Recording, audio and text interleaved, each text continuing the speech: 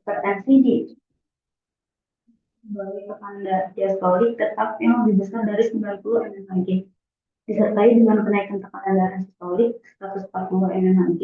Hipertensi disebabkan oleh peningkatan tonus otot polos vaskular perifer yang menyebabkan peningkatan resistensi arteriola dan menurunnya kapasitas sistem pembuluh vena.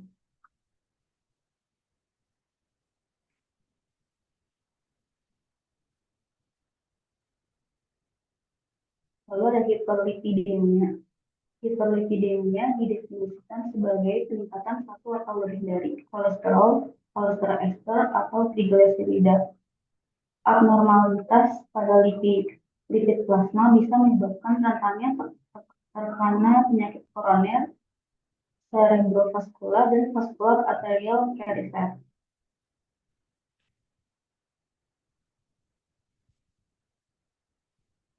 Penyebab kardiovaskular. Penyakit kardiovaskular dapat disebabkan oleh berbagai faktor, diantaranya tekanan darah tinggi, kolesterol tinggi, merokok, diabetes tipe 2, riwayat penyakit jantung dalam keluarga, kurangnya aktivitas fisik, obesitas, diet tinggi sodium, gula dan lemak, penyalahgunaan alkohol, lalu stres kronis.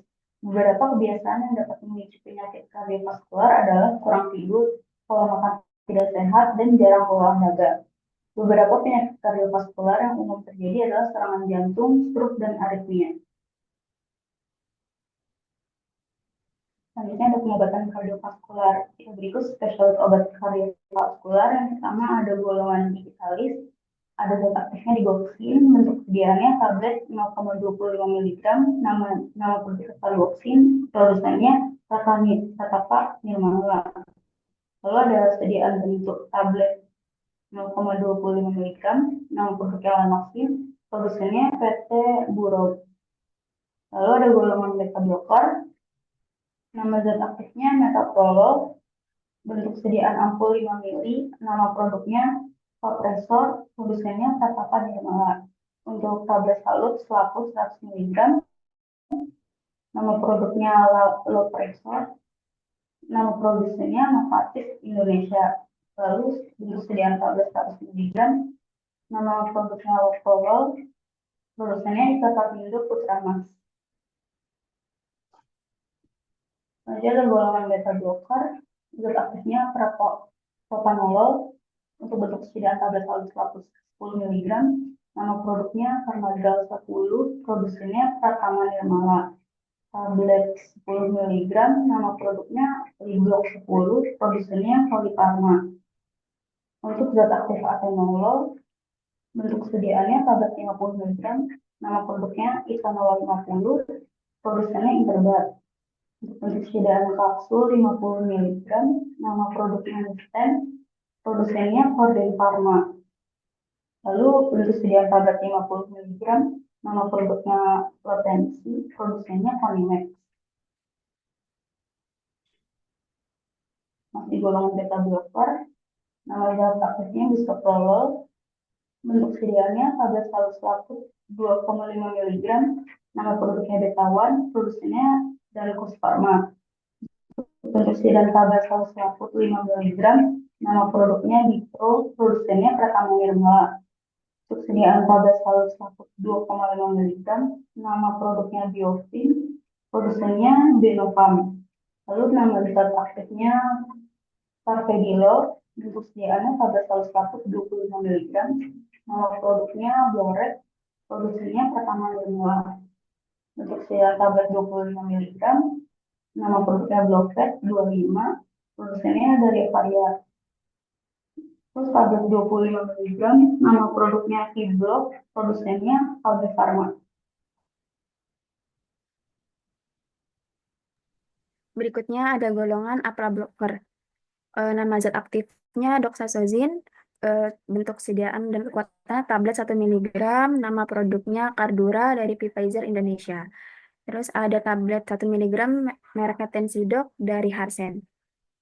Yang berikutnya ada zat aktif terazosin, tablet 1 mg, nama mereknya Hitrin dari Icica Quinbrok. Terus ada merek Hitros dari Dexamedica. Nama zat aktifnya alfuzosin HCl, bentuk sidaan dan kekuatan obatnya tablet pelepasan lambat 10 mg, nama produknya Sakral XL dari Sanofi Winthrop.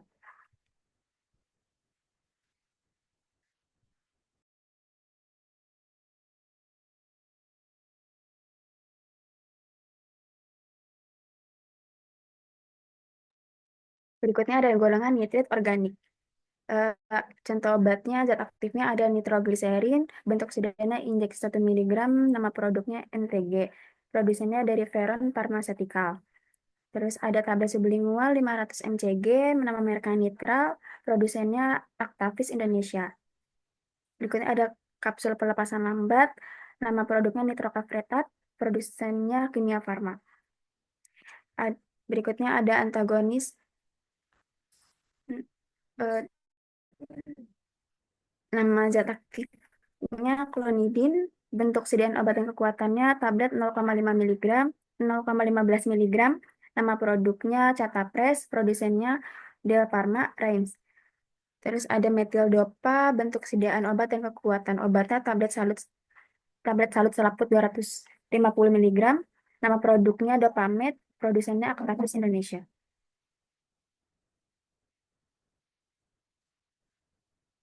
Berikutnya ada golongan ARB atau angiotensi 2 reseptor blocker. Yang pertama ada telmirsatan, tablet 40 mg, nama produknya Micardis, produsennya dari Boehringer Ingelheim. Terus tablet 40 mg, mereknya Nuzartan dari Laboratorios Liconsa. Ada dosis 40 mg juga dengan nama merek Tinov 40, produsennya Novel Pharmaceutical. Yang kedua, nama zat aktifnya losartan, tablet salut selaput 50 mg, nama produknya Amioten, produsennya Fabia Pharma. Terus ada merek Pozar dari Organon Pharma. Terus juga ada merek Santesa dari produsennya Sanbe Pharma. Berikutnya ada golongan ARB. Yang pertama ada irbesatan, tablet salut selaput 300 mg, nama mereknya Aprovel dari Sanofi. Terus ada merek Batelvein 300 dari Indofarma, dan tablet salut selaput 150 mg, mereknya Cardiocom dari Combiper. Yang kedua, Olmesartan, bentuk sediaannya dan kekuatannya tablet salut selaput 20 mg, nama produknya Losatek dari Parus Indonesia. Yang kedua ada tablet salut selaput 40 mg, mereknya Normatek dari Organon Pharma. Yang ketiga, zat aktifnya ada valsartan, bentuk sediaan obat dan kekuatannya tablet selaput 40 mg, nama produknya Diovan dari Siegfried Barbera. Yang kedua ada tablet selaput 160 mg dari Tioval 160, produsennya Novel Pharmaceutical Lab. Terus ada tablet salut selaput dengan kekuatan obatnya 80 mg, nama produknya Valtensi, produsennya Kimia Farma. Selanjutnya golongan CCB atau calcium channel blocker. Nama zat aktifnya amlodipin, bentuk sediaan obat dan kekuatannya tablet 5 mg, mereknya Amcor, produsennya merek TBK. Yang kedua ada tablet 5 mg, mereknya Novax, produsennya Pfizer Indonesia. Yang ketiga ada tablet 10 mg, mereknya Simvax 10, produsennya Lapi Laboratories. Yang kedua ada nama zat aktif diltiazem, bentuk sedianya injeksi 5 mg, mereknya Pharmabase 5, produsennya Pratapa Nirmala. Yang kedua ada tablet pelepasan lambat 90 mg, mereknya RBC 90 SR, produsennya Mitsubishi Tanabe Pharma Indonesia. Yang ketiga ada Nicardipin, bentuk sedianya injeksi 1 mg, mereknya ada dari Anhisan, produsennya Sanbe Pharma. Yang kedua ada dari Blistra, produsennya Prima Medica. Dan yang ketiga ada Karsis, produsennya dari Otto Pharmaceutical.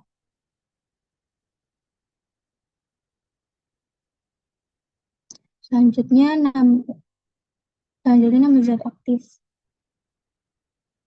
Verapamil, tablet salut selaput 80 mg, mereknya Isoptin, produsennya Abut Indonesia. Selanjutnya golongan ACE inhibitor. Yang pertama zat aktifnya ada Captopril, bentuk sediaannya tablet 12 mg, mereknya Acepres, produsennya Benovan. Yang kedua ada tablet 25 mg, mereknya Etapril, produsennya Erita Pharma. Yang ketiga ada tablet 25 mg, mereknya Pharmoten, produsennya Pratapa Nirmala. Selanjutnya ada zat aktif Ramipril, bentuk sedianya tablet 2,5 mg, mereknya Hiperil, produsennya Dexamedica. Yang kedua ada tablet 5 mg, mereknya Tensinel, produsennya Conimex. Yang ketiga ada tablet 2,5 mg, mereknya Triatec, produsennya Sanofi Winthrop. Yang ketiga ada nalzatil lisinopril, bentuk sedianya tablet 5 mg, mereknya Injitril, produsennya Benovam.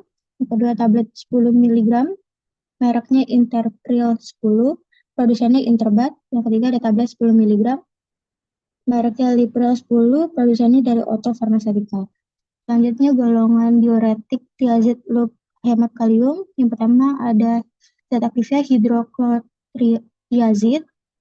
Bentuk sediaannya tablet salut selaput 12,5 mg, mereknya Coaprofel, produsennya Sanofi Winthrop.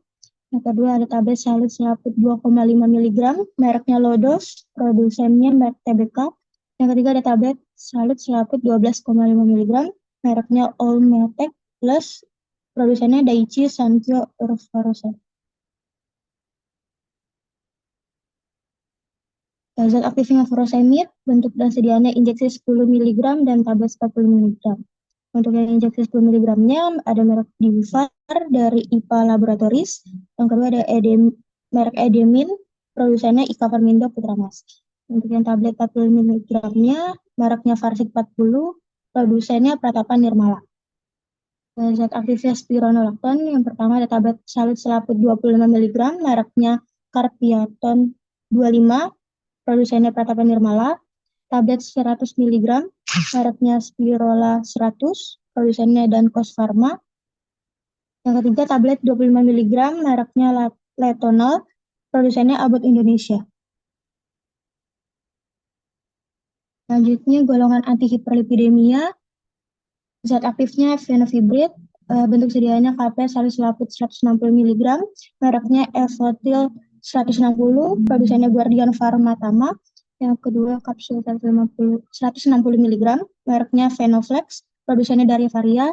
Yang ketiga ada kaplet salut selaput 160 mg,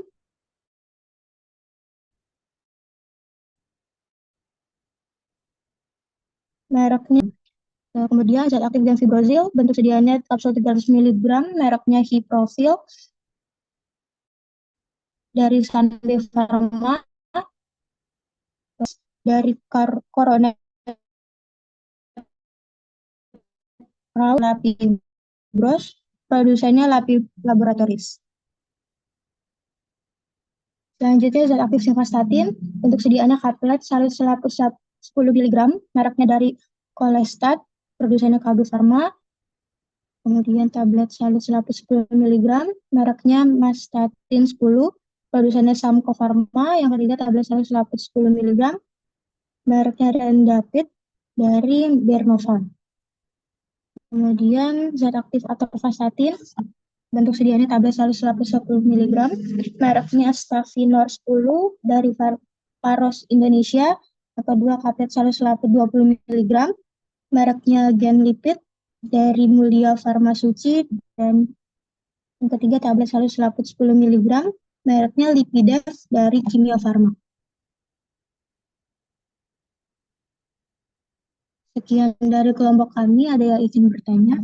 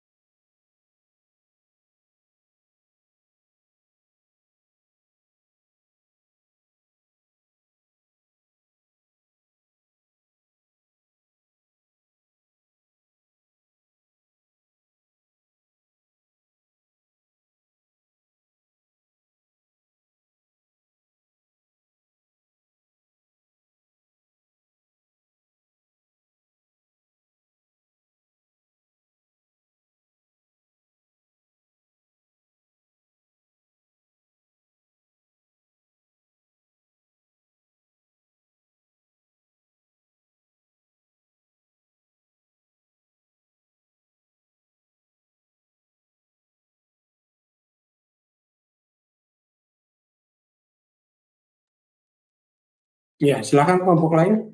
Ada pertanyaan?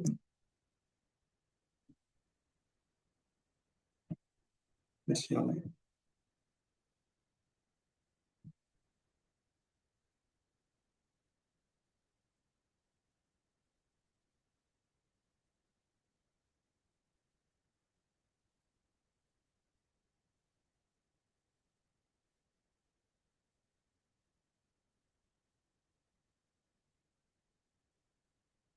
Malah, ada nggak malah?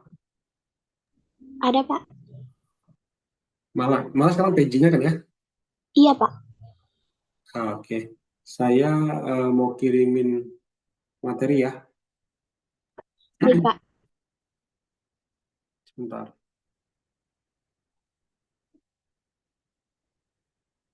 Yang PJ yang lama kenapa malah? Cuti, Bapak. Cuti ya. Oke. Hmm.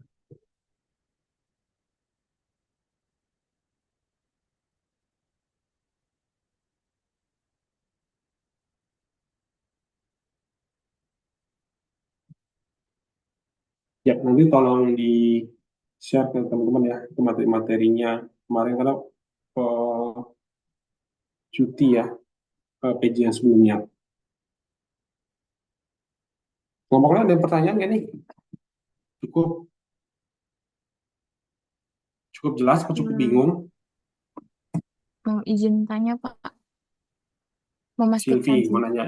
Silakan. Tadi yang pas di bagian golongan obat ACI, itu kan ada kandungan kaptopil ya.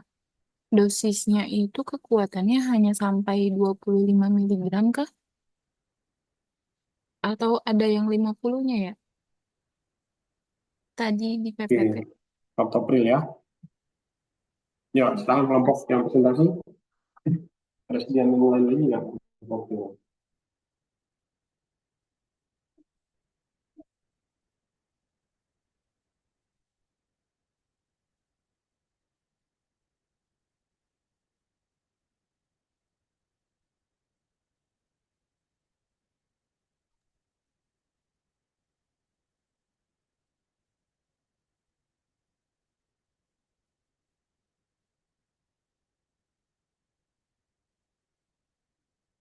Kamu tahu kaptennya nggak? Originatornya, ya, originatornya. Yang jadi originator dari April itu apa? Kalau nggak salah pabriknya sekarang Taiso. Dulu pabriknya perusahaannya Bristol Myers Squibb dulu ya.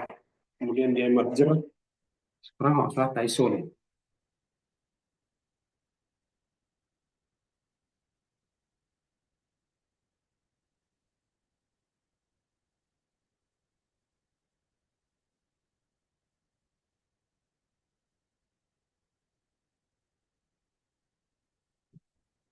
Dan 50 nggak?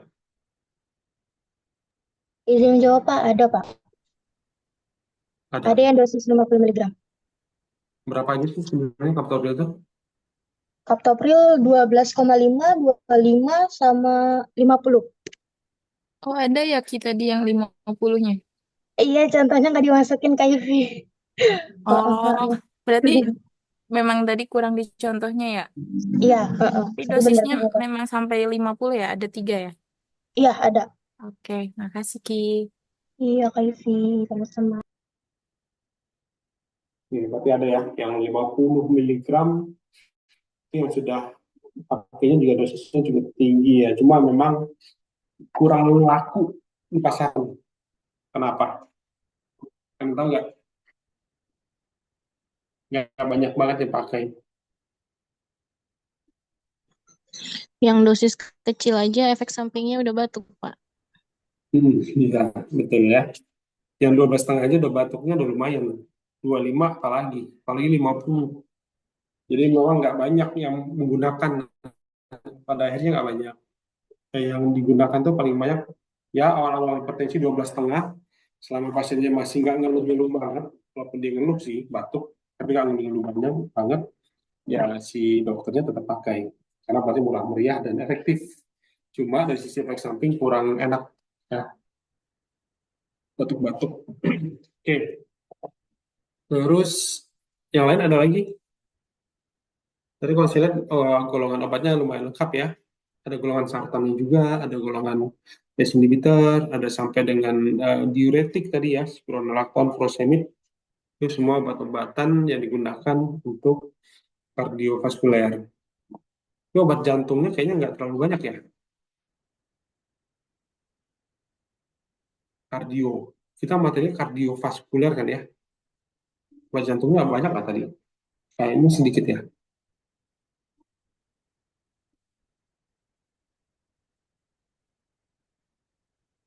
Anti anginanya apa? Anti disritmianya apa? Itu yang belum. Kayaknya buat hipertensi tadi banyak, tapi buat anti aritmia jantungnya gitu-gitu tadi kayaknya belum ya, belum banyak dibahas. Nanti lengkapin aja di materi yang saya kirimkan tadi tuh ya. Saya sengaja di setiap materi tidak menyertakan nama sediaan, nama produk dan produsen karena memang itu tugas yang banyak lebih bervariatif gitu ya. Karena obat-obatan kardiovaskular itu banyak banget. Satu zat aktif aja nifedipin tuh ada adalat dan yang lain-lain tuh banyak banget. Pasti akan penuh di sini. Tapi teman-teman yang akan cari amlodipin di sini, wah itu ada 30 brand tuh, 30 ke 31 brand lah sekarang amlodipin. Nah, mungkin saya siapkan di sini. Teman-teman yang cari pabriknya apa, usahakan tetap ada satu originator, kemudian beberapa paten dan ada generiknya ya. Itu yang perlu ditampilkan. Oke, ada pertanyaan lain mungkin ke kelompok ini atau ke saya juga boleh kalau ada pertanyaan.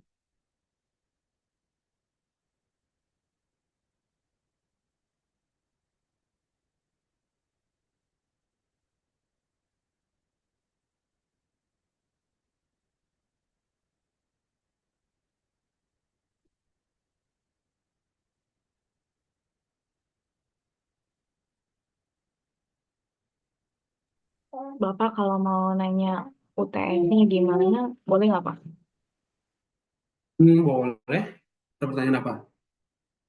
UTS-nya nanti kita hari apa Pak? Terus PG apa esai Pak? Oke, harusnya saya nggak tahu ya jadwalnya, teman-teman harusnya lebih tahu untuk jadwal. Udah di-share sama Prodi belum? Belum, Pak. Belum, tapi yang jelas minggu depan berarti ya.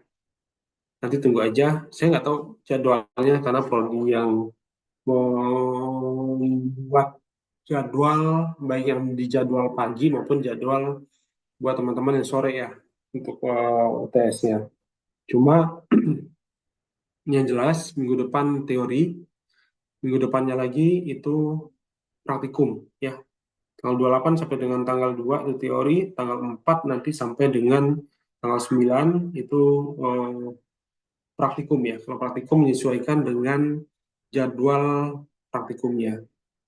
Tapi kalau yang teori itu yang nanti akan mungkin berbeda dengan jadwal teorinya. Kalau teori misalnya hari ini jam 4:30 untuk materi specialized, tapi pada saat UASnya apakah pas dari Selasa juga, UTS-nya dari Selasa juga atau enggak, nanti lihat di jadwal aja, ya,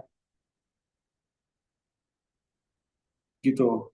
Ada lagi, terus pertanyaannya, em, ada multiple choice atau esai? Dua-duanya, ya. Jadi ada multiple choice dan juga ada esai. Esainya ada 4 soal. 4 soal itu ya yang sama dengan ini ya. Sebutkan satu nama dagang dan pabrik dari obat ini. Itu ada 1 soal. Tuliskan nama generik dari obat ini. Ada beberapa obat, 1, 2, 3, 4 obat. Generiknya apa? Nama generiknya apa? Itu yang esai. Apa saja yang termasuk dengan contoh apa namanya terjadinya hipertensi. Kenapa sih bisa terjadi hipertensi? Misalnya gitu ya. Itu di teorinya ada seperti itu, teman-teman coba uraikan. Itu yang esai ya. Kemudian yang multiple choice seperti apa? em, sama dengan yang di esai lah kurang lebih ya. Misalnya kita sebutkan nama satu obat, fungsinya ini, kemudian nama generiknya apa sih dari obat ini, kayak gitu. Kan udah teman-teman bahas tuh semua dari tiap pertemuan kan selalu bahas seperti itu ya. Ini nama patennya, apa sih nama generiknya, terus dia termasuk golongan apa sih obat ini, kerjanya ngapain sih, itu ada yang kayak gitu. Kemudian contoh satu ya, saya kasih contoh ya. Pasien datang mengeluhkan perih lambung, datang ke dokter, kemudian diresepkan obat H2 blocker. Contoh obatnya adalah, nah di bawahnya macam-macam tuh nama obatnya. Saya kasih contoh misalnya ya, obat H2 blocker apa? Di bawahnya ada lansoprazol, sukralfat, aluminium hidroksida, ranitidin, rabeprazol. Jawaban teman-teman apa?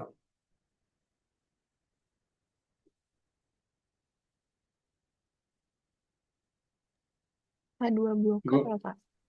H2 blocker. Ranitidin bukan? Ya, bisa ranitidin ya.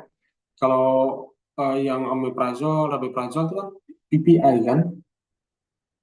Kalau supralfat kan golongannya kan sito eh, sit ya, buat buat apa namanya, sebagai pelindung dari selnya, sel dari lambungnya ya, gitu-gitu tuh. Kalau yang aluminium hidroksida kan antasida ya.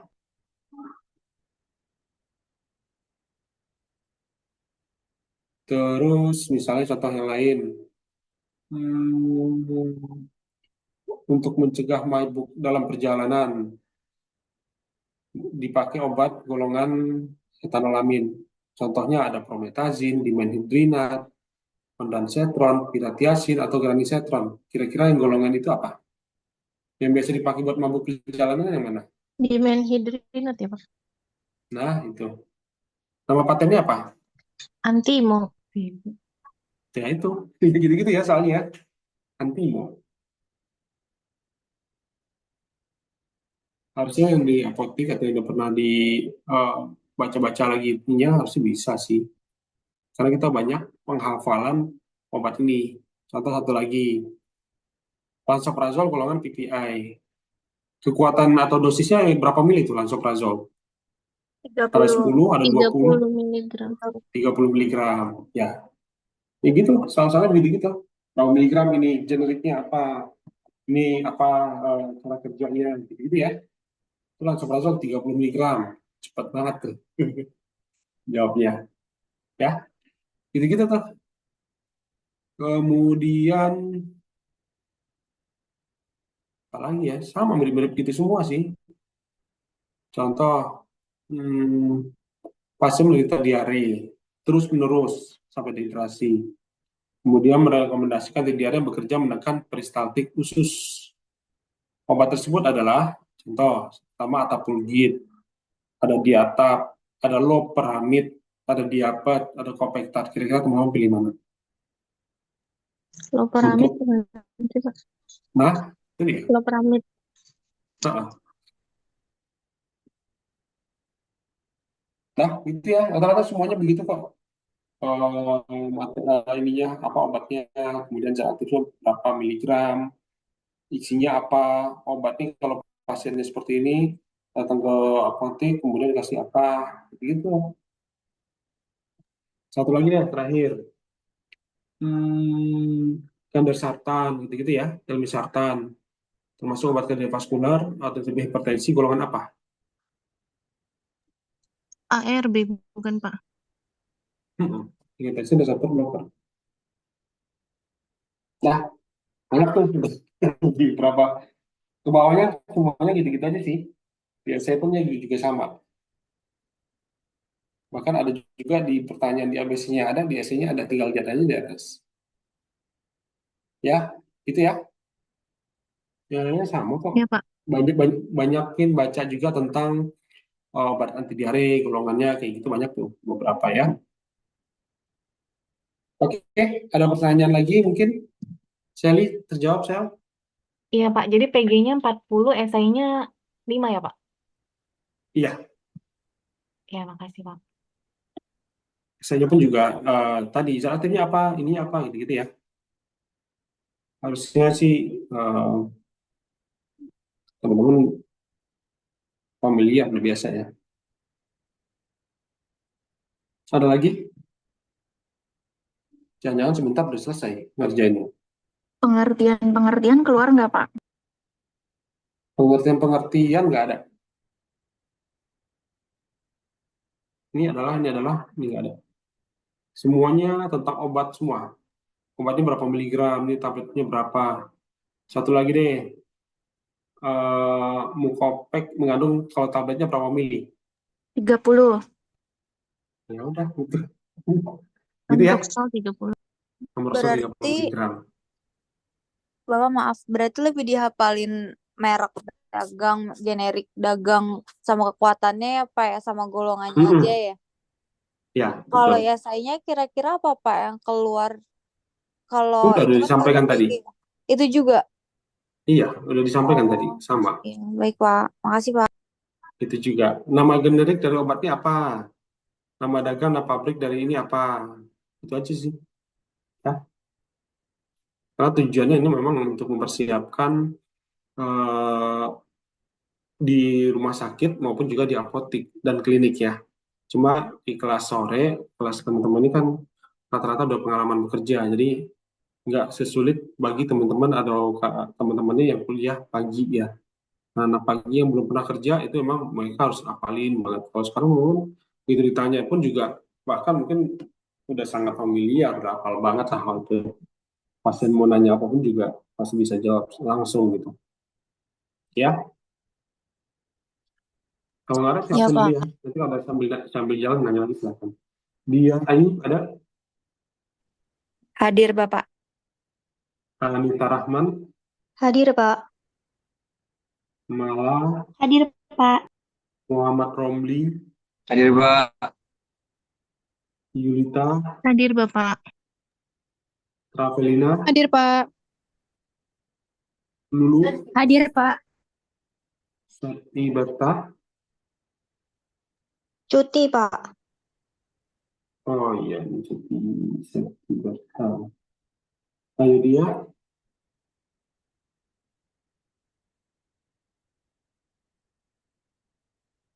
Ananda Sela, Hadir, Pak. Iskandar, Hadir, Bapak. Nia, Hadir, Pak. Azahra, Pak. Mutiara, Hadir, Pak. Nia Mulyani, Hadir, Pak. Setiawafa, Hadir, Pak. Indah, Hadir Pak. Siti Askia, Hadir, Pak. Ilmi, Sally, Hadir, Bapak. Sylvie. Hadir, Bapak. Tadi saya lagi ngerekap judul teman-teman ya, judul-judul penelitian baik yang usulan maupun juga grand design ya.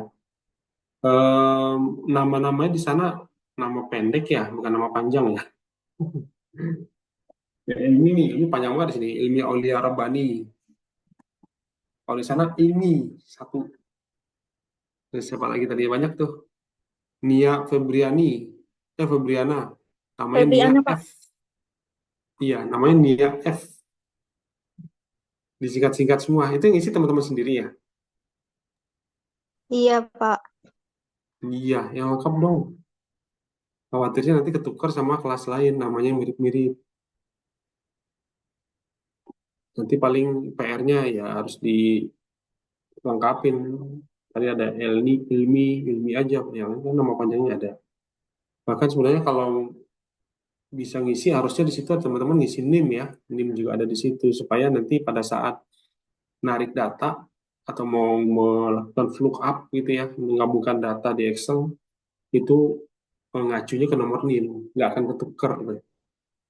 Itu kalau nama kadang-kadang nama asli setiap orang punya nama yang unik, angka-angkanya, huruf-hurufnya ya. Contoh kayak saya, Charles pakai H habis C. Banyak orang kalau nulis nama saya langsung aja C dan A langsung. Karena itu kan nama ya. Kayak Ilmi Aulia Rabbani. Ada orang B-nya 1, ada yang B-nya 2, gitu kan. Az-Zahira, ada juga Az-Zahra, ada Az-Zahira. Banyak tuh. Itu kan perlu diperjelas aja nanti. Ayo dia pakai I belakangnya, ada yang pakai Y lagi, gitu kan. Kan yang tahu kan masing-masing setiap orang ya. Bapak, ayo dia hadir, Pak. Iya, udah selesai. Tadi kemana ayo dia? Tadi habis nerima paket, Pak. Di rumah nggak ada orang. Pakai GoFood dia. Oke, ada pertanyaan lagi nggak?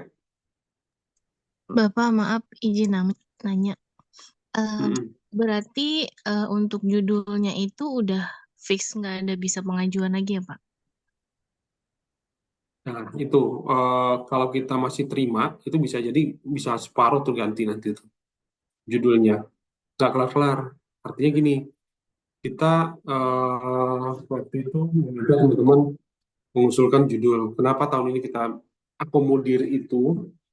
Karena tahun lalu memang kita punya judul-judul yang di Grand Design itu diikutin. Jadi guru judulnya ini, kemudian mau nggak mau ke sana gitu. Cuma ada juga yang merasa, Pak ini kita punya judul sendiri loh, judul sendiri yang harus kita, yang akhirnya kita akomodir. Cuma tantangannya saat ini adalah, yang pertama, yang punya judul-judul tersendiri ini, ketika mereka membuat judul itu ya, judul-judul penelitian, namanya belum pernah pengalaman, saya pun juga merasakan seperti itu dulu, pada saat S1, itu judulnya juga banyak penolakan. Belum jelas lah variabelnya, belum paham lah nanti arahnya kemana. Itu biasa gitu ya. Teman-teman pun juga kemarin judul-judulnya seperti itu. Akhirnya dari sekian total sekarang ada 220-an mahasiswa D3 dan S1 yang akan penelitian atau tugas akhir di akhir tahun ini berarti ya, di awal tahun, pokoknya tahun depan selesai lah gitu. Nah, dari total itu ada sekitar hampir 80-an ya, hampir 80 itu yang punya judul sendiri. Judul sendirinya pun akhirnya perlu kita butuh waktu berapa jam, setengah hari juga untuk meng-approve judul-judul tersebut, terutama prodi ya. Ketika mereka approve, ada perubahan-perubahan sedikit di redaksional, ada yang benar-benar kita tolak. Kenapa? Karena terlalu tinggi lah, variabelnya terlalu kebanyakan, atau bisa juga bukan datanya itu kayaknya nggak mungkin bisa didapatkan gitu. Judulnya terlalu tinggi, begitu ditanya nggak paham. Yang kita khawatirkan nanti apa? Ketika sudah waktunya mau seminar proposal, ya anak ini belum siap juga. Jangan kan sampai ke bab 3, bab 1 aja masih belum kelar. Akhirnya dia sendiri telat dibandingkan teman-teman yang lain. Makanya ada grand design seperti itu. Nah, pertanyaan tadi, boleh nggak masih ganti judul lagi? Ketika kita membolehkan lagi saat ini pembimbing kita sudah plotkan untuk masing-masing teman-teman. Pembimbing 1 dan pembimbing 2. Dan sudah ada beberapa sudah diinfokan. Nanti ketika berubah lagi, kagetlah pembimbingnya. Kok kemarin judulnya udah fix ini, sekarang berubah lagi gitu. Biasanya kan pembimbing udah mulai cari tahu tuh literaturnya, udah mulai cari baca-baca sedikit tentang judulnya yang teman-teman. Tiba-tiba besok ketika sudah mulai bimbingan, lah kok berubah lagi nih. Tuh, itu salah satunya juga. Yang kedua, ketika satu oke lagi untuk ganti judul saat ini, yang kita udah close dari beberapa waktu yang lalu, nanti pasti kelas lain juga akan berbondong-bondong lagi, saya mau ganti judul ini Pak, ganti judul ini nggak mau ini. Ya, makanya kita, teman-teman diberikan waktu, sebenarnya waktu itu untuk menentukan kalau mau punya judul sendiri, apa judulnya. Kalau tidak punya judul, diarahkan mau pilih yang mana gitu. Dan judul-judul yang diarahkan tersebut untuk grand design itu kuotanya terbatas ya. Kuotanya terbatas kenapa? Apalagi yang klinis komunitas ya. Klinis komunitas itu di beberapa tempat itu saya maksimalin ada cuma 6 judul, 6 lokasi dengan judul yang sama. Dan itu saya harus cari 6 rumah sakit nanti dia tuh. Bantuin teman-teman untuk follow up nanti ke 6 rumah sakit yang berbeda untuk pengambilan data nanti. Supaya apa? Supaya jangan sampai di satu rumah sakit itu punya dua judul yang sama.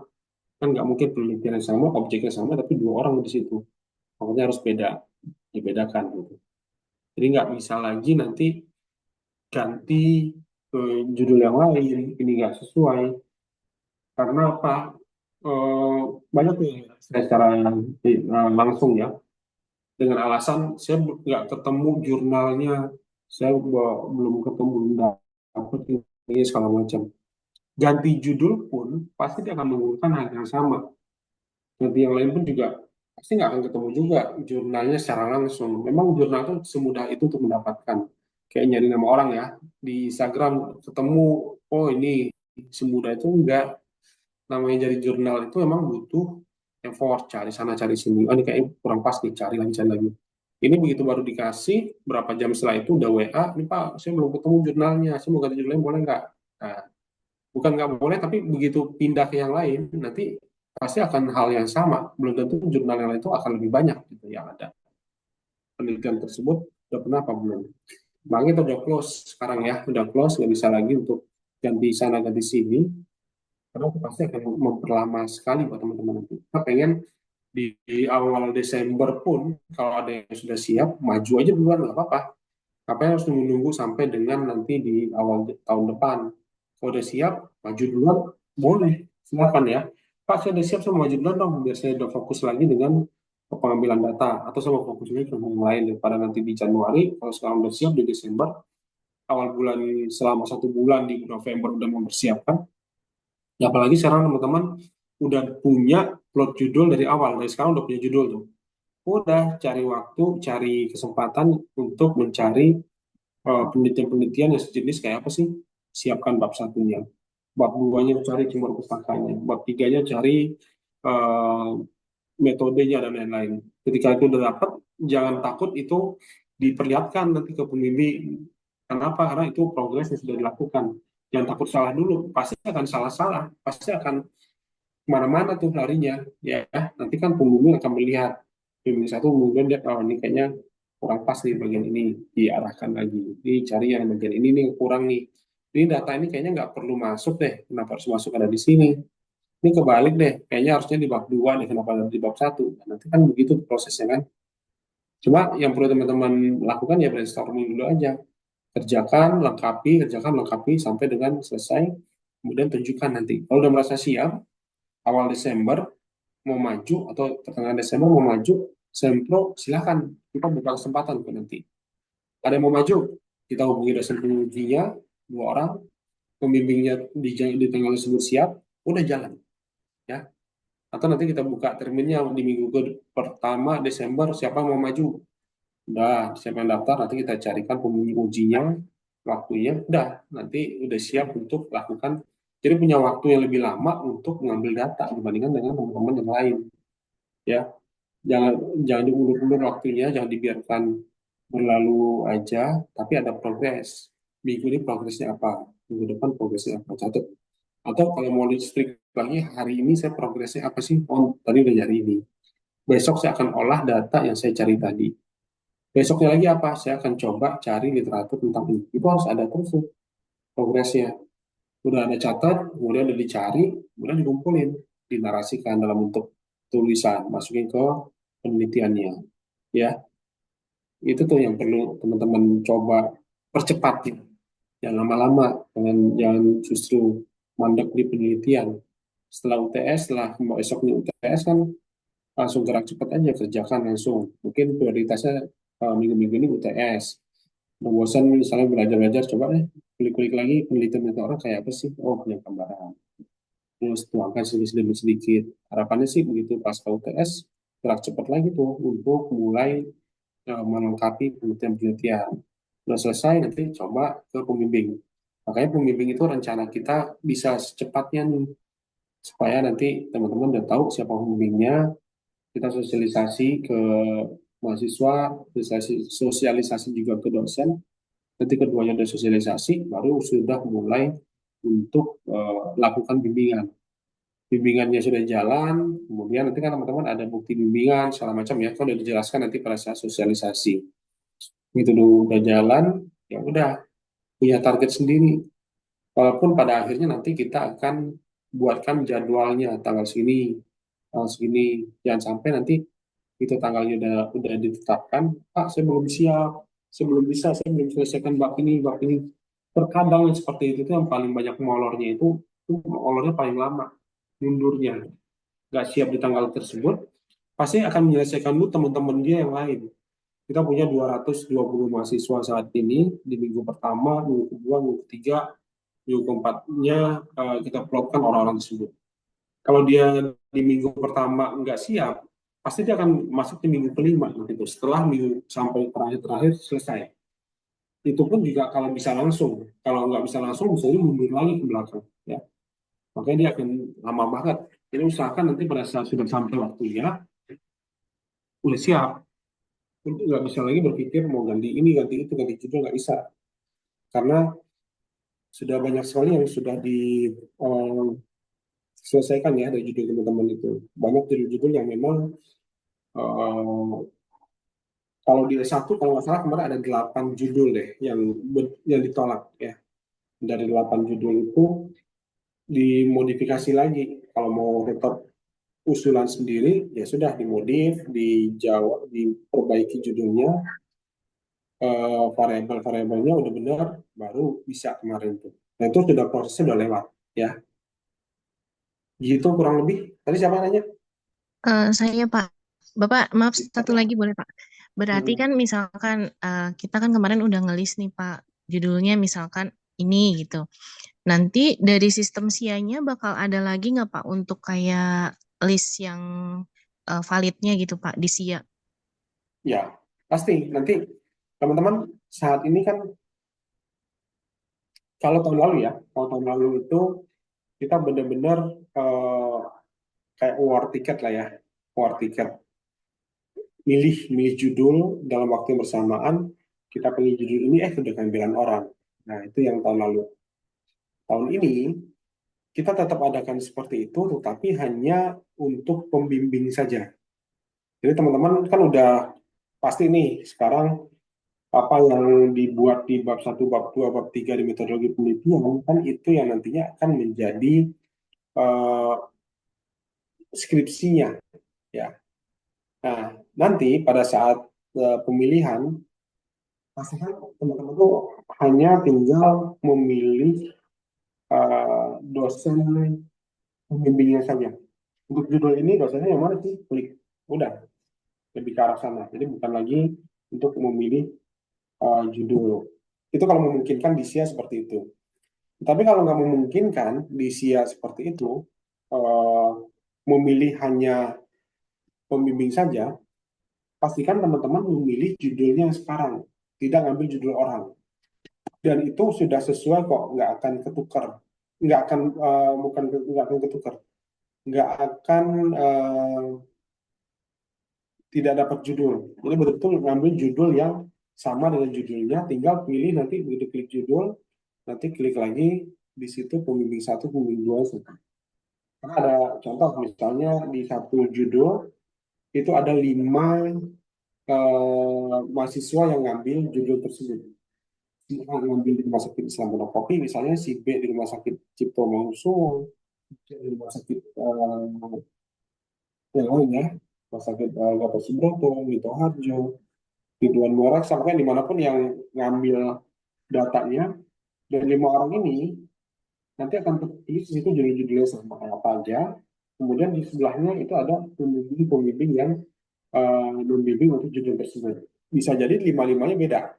Bisa jadi 5-5-nya ada 2 dosen berbeda. Misalnya orang 1, 2, 3 sama 4 dan 5 dosennya beda. Nanti akan tinggal milih di situ ya. Kemudian setelah milih, udah nanti mulai konsultasi dengan dosen tersebut. Ya, mulai diskusi, mulai tentukan jadwal, ya. Jadi bisa komunikasi dengan dosen tersebut. Gitu ya, Yelita. Bapak maaf satu lagi. Bapak Silakan. maaf kalau mau mengusulkan tempat pengambilan datanya, itu bisa nggak sih Pak? Maksudnya kan kebetulan saya kan kerjanya di Rumah Sakit Islam Cempaka Putih. Khawatirnya nanti pas ngewar saya nggak dapet gitu Pak. Misalkan nggak ada namanya Rumah Sakit Islam Cempaka Putih. Misalkan adanya di rumah sakit lain gitu. Khawatirnya kan kebetulan saya kerja gitu Pak. Jadi maksudnya dari segi waktu biar bisa lebih efisien gitu Pak. Kalau di tempat kerja sendiri kan tinggal pulang telat atau gimana gitu. Kalau harus ngejar ke rumah sakit lain kayaknya agak berat gitu Pak. Bisa nggak Pak? Ya, kalau untuk lokasi pengambilan data ya, pengambilan data kita utamakan di tempat kerja sendiri. Ya, jadi teman-teman nanti silakan setelah itu kita mungkin ada form yang akan dilengkapi juga nanti, atau ya ini masukan bagus ya Yulita, karena kita memang bukan mengarahkan ke rumah sakit yang lain tapi mengarahkan ke tempat kerja masing-masing, supaya apa, yang tadi perluasan waktu, perluasan nanti untuk mendapatkan data ya, itu kan sambil kerja tapi sambil penelitian, itu akan lebih lebih bagus ya dibandingkan harus ngambil data di rumah sakit yang lain. Tahun lalu pun juga kita melakukan hal yang sama. Jadi di mana dia bekerja, dia akan bilang, Pak, saya sudah bekerja di rumah sakit ini, saya ngambil data di sini. Nanti tolong diinfokan seperti itu, supaya yang punya judul yang sama kita arahkan ke rumah sakit yang lain. Ya, kecuali di satu rumah sakit itu judulnya sama, tapi nggak mungkin. Sebagai contoh misalnya gini, tahun lalu di rumah sakit Angkatan Darat ya, RSPAD, itu ada sekitar 7 apa 8 mahasiswa lah, saya lupa, kurang lebih, tapi di bawah 10, yang ambil judul di rumah sakit tersebut. Penelitian di sana gitu, jadi judulnya udah ada, ngambil data di rumah sakit tersebut. Ya kita akomodir, boleh ngambil data di semua. Tapi akhirnya ada satu orang yang ngambil judul di luar rumah sakit jadinya.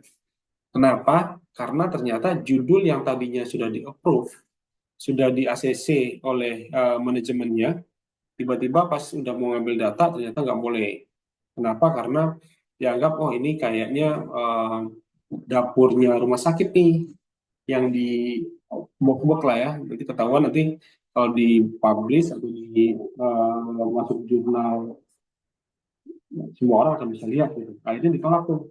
Tapi dia kekeh dengan judul tersebut, dia akhirnya ngambil judul di rumah sakit yang lain ya. Kenalan dia juga di mana, akhirnya tempat kerjanya dia malamnya dia ngambil data, besoknya dia kerja tempat di RSPAD-nya. Itu ada ya. Nah, tahun ini RSPAD juga mereka punya judul-judul sendiri tuh. Jadi kita akomodir judul mereka, ngambil data di sana karena kebutuhan untuk rumah sakit. Yang kita fokuskan nantinya, yang akan kita bantu untuk mencari rumah sakit khusus untuk mahasiswa yang tidak punya yang tidak bekerja di rumah sakit tersebut atau tidak punya channel di rumah sakit manapun. Dia nggak bekerja, tapi dia punya kakak di rumah sakit ini dan dia akan bisa ngambil data di situ. Ya silakan. Kita prioritaskan di tempat mereka yang punya koneksi. Jadi kita tinggal membuat surat izinnya saja tanpa harus menunggu approval dari sana, ya. Kan kalau udah izin tersebut kan nunggu juga ACC apa enggak. Tapi kalau sudah kerja di rumah sakit tersebut, namanya tempat kerja sendiri, atasan sendiri, Pak, saya mau ngambil data tentang ini ya, di approve sama atasan, tetap ada surat izinnya sebagai bentuk formalitasnya ya, tetapi untuk sisi approval, boleh ngambil data, keluasan dalam masuk ke sistemnya, itu kan akan lebih enak ya. Ngapain harus ngambil rumah sakit lain, kalau memang bekerja di rumah sakit tersebut. Cuma nanti info, Pak, saya udah kerja di sini, supaya teman-teman yang lain, yang judulnya sama, kita arahkan ke rumah sakit lain. Ya, gitu Yulita. Baik Pak, nanti infonya ke siapa ya Pak? Mohon maaf. Nanti saya akan coba sampaikan dulu pada saat sosialisasi ya. Mungkin saya akan masukin G-form lagi nanti, tambahan ke teman-teman. Khusus yang sudah yang ambil data di rumah sakit, ini sudah punya rumah sakit apa belum? Kalau sudah punya, usulannya rumah sakit mana? Nanti saya bikin G-form tersebut.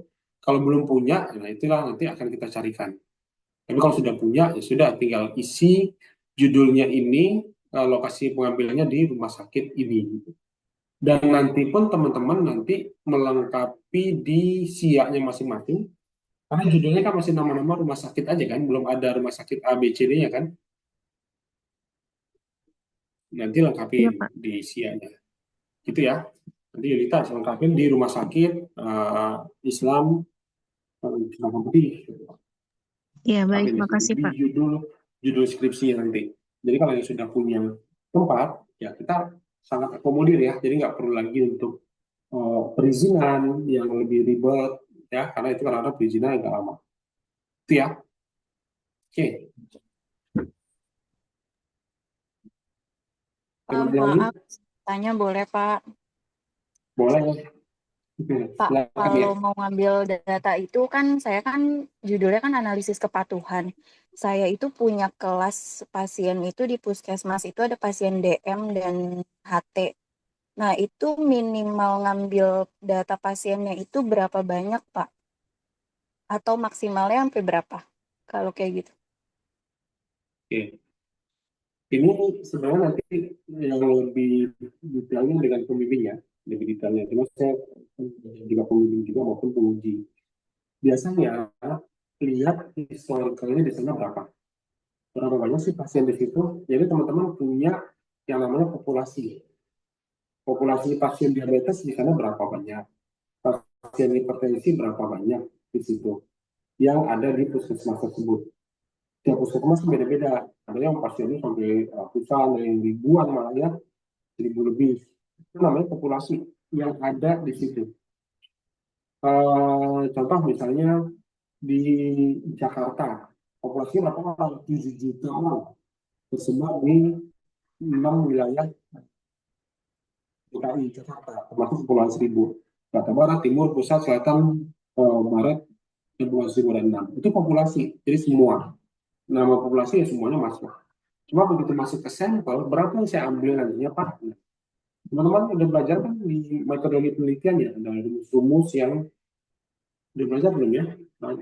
Rumus-rumus yang memang digunakan dalam metodologi penelitian. Oh ada 1.000 orang, kayaknya nggak mungkin 1.000 saya pakai rumus Lovin. Ada hitung-hitungannya, keluar cuma 300-an, 300 pasien aja. 300 pasien saya penelitian selama 3 bulan. Ada 300, berarti sebulan saya harus dapat 100 pasien nih. 100 pasien kalau di break lagi dalam waktu 30 hari, berarti saya sehari bisa dapat berapa tuh? Kalau 100 bagi 30, 3 pasien per hari saya harus dapat untuk dapetin dalam sebulan 100. Kita di break tuh. Tapi kalau sehari saya dapat 30, ya saya akan lebih cepat lagi untuk menyelesaikan satu hari dapat 10, berarti sebulan saya dapat 300. Sebulan kan saya bisa mengambil data. Atau sebulan lebih lah kalau Sabtu Minggu kan dihitung ya. Nah itu harus teman-teman coba nanti lihat populasinya berapa, kemudian sampelnya mau diambil berapa orang. Dan sampel itu nanti baru untuk mengetahui sampelnya apa, pakai rumus. Makanya coba mulai cari-cari itu macam-macam penelitian orang yang sejenis. Ternyata dapatnya sekian setelah dimasukkan rumus Lovin, Lameso atau rumus-rumus yang lain, dapatlah jumlahnya sekian. Dengan rumus sekian itulah menjadi sampel. Beda populasi sama sampel ya, populasi secara umum, sampel yang akan kita ambil. Dan sampel itu nanti akan menggambarkan populasinya. Kayak orang mau nyobain masakan lah ya, teman-teman kan kalau suka masak, udah dapat satu kuali deh. Kan kalau mau tahu rasanya sudah pas apa enggak, kan nggak semua dicobain. Satu kuali. Setelah diaduk semua rata, ambil cuma 1 sendok doang. 1 sendok itu adalah sampelnya. Ya, yang jadi 1 kualinya itu yang populasinya. Jadi cari dulu di sana populasinya ada berapa sih? Tanya di apotek itu atau di medical record kan ada pasien hipertensi berapa orang sih di sini? Oh ada sekian. Oh, oke. Berapa banyak pasiennya, catat siapa aja orangnya. Kemudian nanti apakah masuk inklusi? Apakah semuanya diambil? Usia berapa yang mau saya ambil? Kemudian itu ya seperti apa? Itu kan ada aturannya masing-masing ya. Itu ya.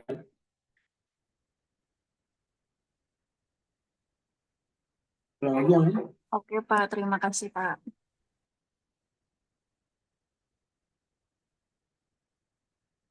kita harus segera sosialisasi ya teman-teman ya biar cuma judulnya teman-teman sekarang itu kan udah fix tuh, udah ada pasti itu nanti judulnya tidak berubah lagi karena sudah disampaikan ke teman-teman ini judulnya sekarang. Kalau nggak punya judul, ini loh desainnya kita siapkan judul ini yang nanti bisa dipercepat karena kadang-kadang untuk menentukan ide mengambil judul tersebut waktu di dosen kadang-kadang tuh belum di-approve, judulnya nggak sesuai, makanya ada grand design itu judulnya sudah di-approve ya, sudah bisa tinggal menyiapkan isi-isinya, bab satunya seperti apa, bab dua seperti apa, semakin cepat semakin bagus. Mudah-mudahan di awal Desember sudah bisa untuk saya maju deh, kalau saya lebih cepat lebih enak ya, kita udah bisa maju duluan dibandingkan dengan mundur-mundur belakangan, nanti waktunya molor dan pengambilan datanya waktunya mepet-mepet banget. Pada saat waktunya udah mau sidang, waduh data belum diolah, waduh datanya belum selesai diambil, sampel saya masih kurang. Itu tantangan-tantangan itu. Kalau udah selesai lebih cepat kan enak. Ya. Oke, kalau nggak ada, saya rasa cukup ya teman-teman ya. Sampai ketemu lagi di materi setelah UTS dan semoga semuanya UTS-nya lancar-lancar. Ya. Terima Amin. kasih semua. Bapak, Selamat sore. Apa Indah? Pak mau tanya Pak, kan saya dapatnya yang laboratorium ya Pak. Heeh. Kan di situ kan harus ada Dapat apa minimal. milih? Dapat apa milih Enggak atau Pak, ngusulin? saya dapet Pak. Ngusulin apa diarahkan ke sana? Enggak, saya dapat karena udah nggak kebagian kan Pak yang non labnya. Terus tinggal sisanya doang Pak.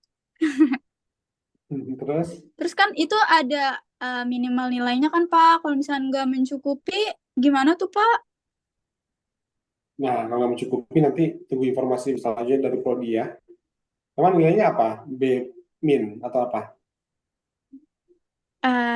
B-min sih Pak. Ya nanti coba saya lagi diskusikan dengan Prodi untuk seperti ini. Karena memang ada standar nilai untuk yang bahan alam ya. Enggak Pak. Nggak mau lab Pak. Lab itu cepat loh selesainya.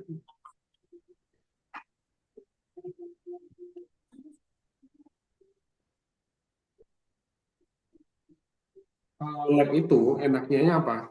Kita bisa manage waktu kita sendiri, nggak perlu izin ke yang lain, tapi di lab kita menyelesaikan. Cuma memang tantangannya saat ini bisa jadi teman-teman nanti penelitiannya belum tentu di IKIVA juga yang lab. Bisa jadi di luar ya, di luar IKIVA. Kenapa? Karena keterbatasan dari lab yang kita punya. Nggak bisa satu kampus itu menyiapkan langsung untuk semuanya secara langsung. Apalagi tahun ini cukup banyak peminatnya lab ya. Ada sekitar 40 yang minat lab, lebih, 40-an lebih. Di waktu yang sama, sedangkan di lab kita juga masih melakukan praktikum misalnya. Nah, nanti solusinya gimana? Solusinya bisa jadi nanti teman-teman pun penelitiannya di lab kampus lain, di Wahamka mungkin dekat sini, atau di tempat lain, ngambilnya bisa jadi ya, karena pasti itu akan sulit banget. Dulu saya juga begitu, waktu saya ngambil S1 itu, saya nggak penelitian di sana, saya di mikrobiologi UI dulu, waktu ngambil bakteri dan lain-lain. Saya bayar yang di UI waktu itu ya, tentang mikrobiologi UI itu bukan yang di UI Depok, tapi yang di depan Cikini, di situ. Mikrobiologi UI dulu di situ. Di luar. Teman saya juga ada juga sampai di IPB Bogor, ada yang beberapa tempat lain. Mudah-mudahan dapat di sini juga ya, tapi harus atur banget waktunya. Tapi kalau mungkin waktunya nanti tidak bisa diakomodir lagi waktunya karena banyak banget dan takutnya lama, lebih baik menggunakan tempat lain ya. Oke, gitu. Biasa di awal-awal pasti akan banyak kekhawatiran ya, nanti akan seperti apa. Nanti teman-teman semakin banyak tahu, semakin mudah menjalani itu nanti akan punya gambaran ya. Kalau sekarang pasti akan, aduh gimana ya nanti penelitiannya. Nanti akan berjalan seperti itu. Nanti kalau udah punya gambaran, wah untuk pendidikan selanjutnya nanti akan, oh kemarin seperti ini. Bahkan untuk yang sudah pernah penelitian pun, waktu mau penelitian lagi, pasti ada kekhawatiran, pasti ada, aduh nanti di tesis seperti apa ya. nanti disertasi itu gimana ya, itu pasti akan seperti itu hal yang wajar ya. Cuma apa namanya, strateginya banyak baca, banyak cari-cari literatur, karena dengan banyak baca teman-teman akan mudah nanti untuk mempertahankan pendapatnya pada saat seminar proposal. Tapi kalau jarang baca, bahkan yang sedang dikerjakan aja masih bingung, nggak jelas, nggak paham, itu akan bingung. Tapi yang sudah dikerjakan, sudah paham, tambah lagi dengan pengayaan pemahaman-pemahaman dari judul-judul yang mirip yang lain, dan itu akan lebih memudahkan kita pada saat mau menyampaikan pada saat sempro, maupun juga pada saat mengolah data, maupun juga menyampaikan hasil sidangnya. Ya, oke, cukup ya, teman-teman. Ada lagi, mungkin satu lagi boleh deh. Ini tadi kalau saya lihat di chat, siapa nih? Lulu ya, izin Pak, saya mau tanya untuk judul saya mengenai suai medikasi. Lokasi pendaftaran di rumah sakit, misal saya mengajukan untuk penelitian di wilayah Kecamatan Koja dan Larang, boleh aja, dimanapun boleh aja ya. Di wilayah mana, cuma pastikan di wilayah itu, kenapa di wilayah itu harus pastikan. Kenapa di wilayah sana? Kenapa nggak harus di wilayah lain? Pilihannya kenapa? Itu pasti ditanyakan. Kalau misal, saya kasih contoh, gambaran pengetahuan masyarakat misalnya tentang penyakit ISPA misalnya. Kenapa harus di wilayah Jakarta Utara? Misal ya, ini di luar konteks yang ini. Oh, Jakarta Utara itu ternyata di bagian sana itu karena dekat laut, infeksinya atau udara lautnya atau gimana. Jadi harus ada satu alasan yang membuat kenapa di wilayah tersebut diambil datanya. Itu taunya datanya dari mana? Ya, banyak dari dinas kesehatan, dari apa namanya, puskesmas dari sana, ternyata kasus itu banyak gitu kan. Gitu ya, cukup ya,